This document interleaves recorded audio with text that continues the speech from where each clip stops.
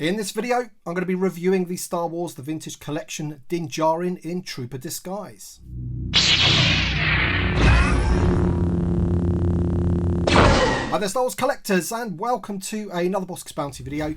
And as I mentioned in the intro, in this video we're going to be taking a look at the Star Wars The Vintage Collection Din Djarin in Trooper disguise, or Din Djarin Morak as it says in the name pill. Now, a month or so ago I reviewed the Migs Mayfeld in the same outfit, so the figure is pretty much exactly the same as that figure, but obviously this one's got Din Djarin's head sculpt. I'm going to check that out, and we're also going to compare the head sculpt with the previous Din Djarin head sculpt that we got with the Din Djarin and Grogu deluxe pack. So let's take a look at this card back first of all. Let's get Bossk out of the way. Here we go. So there he is, Din Djarin without the helmet on. Obviously he had to take the helmet off in that episode so that he could use that terminal thing. And there he is, Din Djarin Morak in the name pill, and there's the figure in the bubble, and he looks pretty good. That image is okay. I'm guessing they could have picked a better image, but that one's okay for me inside that Imperial compound. As I say, this looks like the point where he's taking the helmet off and he's being interrogated by that Imperial officer who ends up getting shot by Migs Mayfeld. Spoiler alert. I know that spoiler alert's a little bit late, but spoiler alert all the same. And there he is on the Mandalorian card back, another Mandalorian figure. They are really churning these out. VC251 in the line. There's the other figures from the wave and a couple of other ones on top. That's the Hong Kong import sticker. We got the Vintage Collection logo there, Disney and Hasbro at the bottom. Half the card is completely useless to us, so it's going to look good on the wall. It'll look very good next to Migs Mayfeld, and also probably if you put the Boba Fett Morak as well next to those two, I think that'll look pretty cool as like a three together on the wall, all from pretty much the same scene, or at least from the same episode anyway. So there he is in the bubble. Let's crack it open and check out the figure. All right there, so here he is out of the packaging in a simple pose there, just standing there for you, just so you can get a good look at the figure. As I mentioned before, the figure is exactly the same as the Migs Mayfeld figure, just with a different head, and we'll show you that in a moment. I'll put them side by side and you can see for yourself. Now, the reason we know that is because this one here has the red band around the arm, which is accurate to the Din Djarin character in the show. The Migs Mayfeld figure also has this, but that is a mistake, and there is going to be a running change. So everybody that's got that figure at the moment probably has the one with the red arm. All you guys in the US that are still waiting for that figure, you may have to wait a little bit long for the figure, but at least you'll be getting the one with the correction. I'm pretty sure about that. I'm sure that's the case, which will be good, because obviously then you've got two accurate figures for the scene rather than two figures with the same body.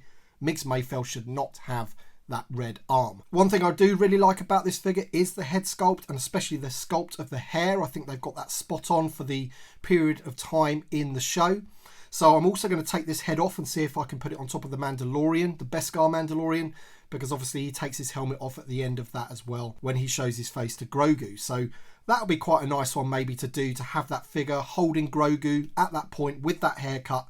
I think that'll look pretty cool. So let me just bring in Migs Mayfeld so I can just quickly show you how similar they are in terms of them being exactly the same. So there you go. As I said before, exactly the same figure except for the head. They've just plonked the head on top of that body, but it works because at the end of the day they were wearing exactly the same outfits in the show.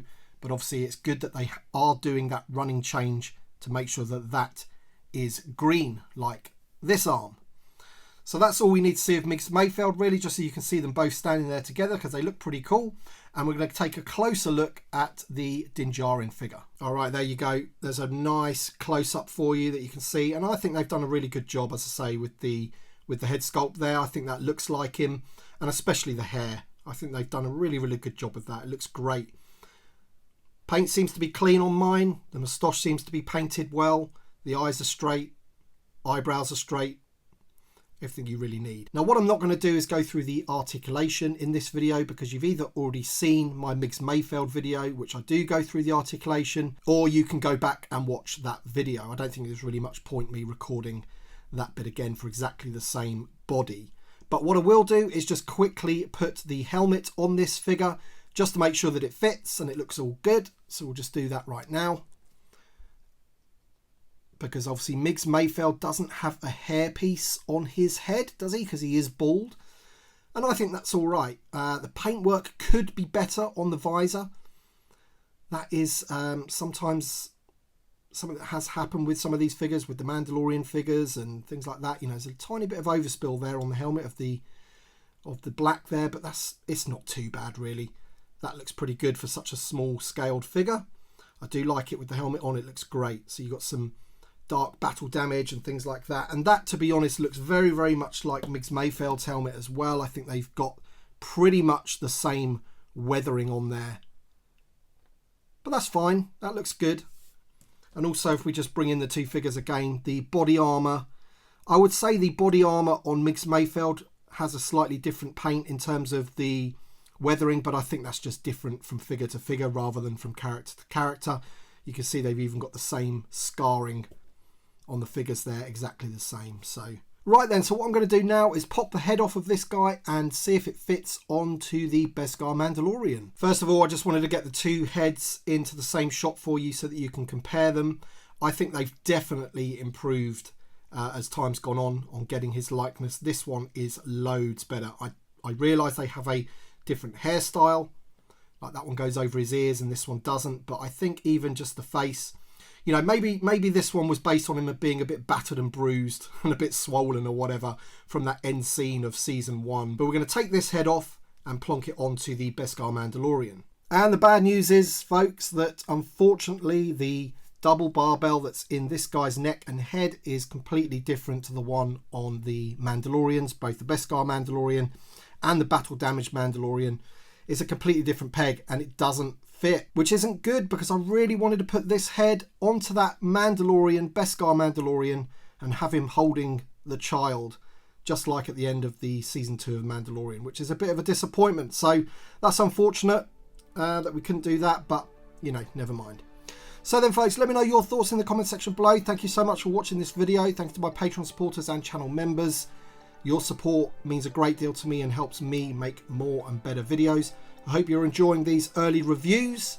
Thank you so much for watching, and we shall see you on the next one.